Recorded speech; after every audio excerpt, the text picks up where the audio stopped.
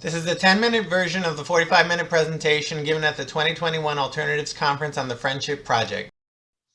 So the idea behind the Friendship Project is to create an army of friends who can who volunteer friends who can create, and the only qualification for the volunteers is that they're compassionate people and that they have experience building friendships and maintaining friendships, and to connect the volunteers, these wonderful people, with people who are maybe transitioning from institutional settings back into the community, or anyone from the behavioral health community who could really benefit from a friendship, a positive friendship. Often people who are struggling with, behavioral health issues, whether it be substance abuse or mental health, maybe they have friends, but maybe those friends aren't, as supportive as a friend really could be. So that's the idea behind the project. Now we have and it's a tiny project. It's a little mustard seed right now. But I'll talk to you about here I talked to you about the idea, and I'll talk to you also about how it's manifested and the journey to the manifestation of the project, even though it is a little thing right now. Okay, so what were the first steps in creating the Friendship Project?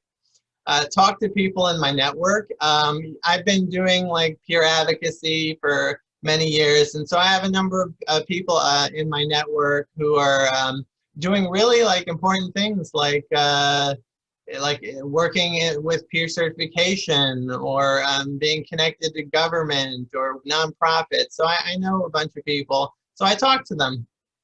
I said, hey, I have this project. What do you think? And they were all pretty supportive. Seek people to get involved. Yes, I want people to get involved. So I formed an advisory group of 5 or 6 people. Mainly, most of them were people with the lived experience of mental health, substance abuse, and also incarceration experience. Some of them have been in prison, in jail, and they miraculously, made a transition into the community, even with the other issues too.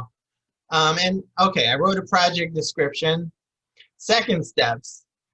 Research to see who's done it before, right? I mean, no idea is an original idea. Everything, comes out of the ether, but there's 7 billion of us on planet Earth. So how many of us have really brilliant, unique ideas that no one else has had, right? I mean, 7 billion, can you conceive of that? So Compeer has done something similar. Compeer is an organization that pairs volunteers with people with mental health issues. And they've been doing it for at least 20 years. But they're not strictly peer-to-peer the Friendship Project. Sometimes they get peers, but often it's just everyday people who want to volunteer and work with people with mental health challenges. So there's a difference there. And also, Compeer doesn't really, they don't work with homeless or people actively is struggling with mental health issues. They also work with the therapists, and they have referral forms, and they work with clinical teams and stuff like that. The volunteers, might report to the clinical teams. So there's nothing there's no working with the clinicians as part of this project. Challenges experiencing oh, well, here we go. Challenges. I went to the big ones. I'm from New York City. I went to the big ones in New York. Fortune Society, Osborne Association, Exodus, Cases, a number of organizations, and really. They said, oh, what a great idea, let's meet. Some of them met with me, but then they shot me down, and they said, oh, one of them said, oh, but what if our clients' feelings get hurt? Because I was trying to connect our volunteers to their, what they call clients, our peers, through the organization, through standard routes, speaking to directors of mental health or what have you, or substance use services. And So at best, I had meetings with them where they were not they were, not too impressed. But at other times I was just, ghosted. They would say, oh, what an interesting idea in an email, and then not respond, ever. And other times, I would set up meetings with them that they would not show up for, or they would not even, they would just, ghost me some more. So we had these meetings, and I was like, hey, meet our volunteers, but they decided maybe they'll take a pass on that. So I tried, but I have had good experience with like Fountain House. Fountain House has been pretty supportive, and it was through Fountain House that a couple of the volunteers have been matched. So here, what are the third steps? So promote the volunteer opportunity, which I did, through social media and my email list, that we have this volunteer opportunity. It's the Friendship Project, and a lot of the volunteers are peer specialists. And I run a support group for peer specialists. And what I've learned a lot of the time from peer specialists is that they're not always given the opportunity to provide peer support, because they work for like a more clinical environment. And the Friendship Project isn't about, and it's a non-clinical I guess a non-clinical quote unquote intervention, which is, I guess, what some people call it. I'm not a clinician. I'm just a peer. So I've gotten a response, and the volunteers have come forward, and I started interviewing the volunteers, and it's just been wonderful.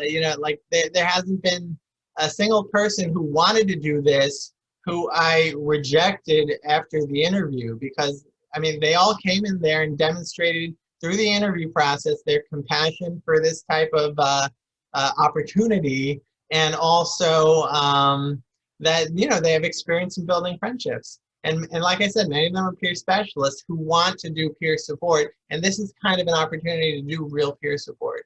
Try to attract, I got the volunteer pool, that was done, third step, right? But the fourth step is to connect the volunteers to friends from the community who might be struggling, who might need a friend, and that has been very challenging, because like I went through the traditional routes through the system, like all these organizations I mentioned, and they're just not willing to take a risk on what really is a low risk, low budget, low everything project.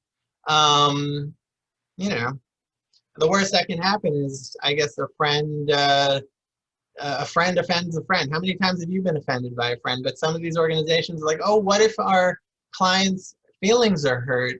And I was like, well, has your friend ever hurt your feelings? And one of them said yes. And I asked them, did that destroy your life? And they were like, no, we're still friends. And I'm like, okay, there you go. How has it manifested so far? what are the deliverables, right? Okay, so like I said, it's a small operation. We're just piloting it out because we're learning as we go. Right now we have only 10 volunteers, and they've been interviewed and accepted, and only 2 volunteers are building friendships with their peers. But that's okay, because even if we can help one peer, I think, there's a Jewish saying, if you can help just one person, you've helped the world. Many people are aware and supportive of what we're doing. Yep, I like with all the stuff I did at the beginning, talking to people, networking. A lot of people are aware of what we're doing, so that's good. It's in the collective consciousness. And I estimate nonprofit status in 2022 or sooner, and this will provide us with more like liability for everybody involved in protection, in case something goes wrong with this low risk operation. But lawyers are all about, it might be low risk, but these are the risks. So okay, and so with enough love and attention, the project will develop and grow. That's my hope. Thank you for watching. Please email me to get involved as an advisor, a volunteer, a supporter, whatever you can do. I would appreciate it. Looking forward to hearing from you. Bye-bye.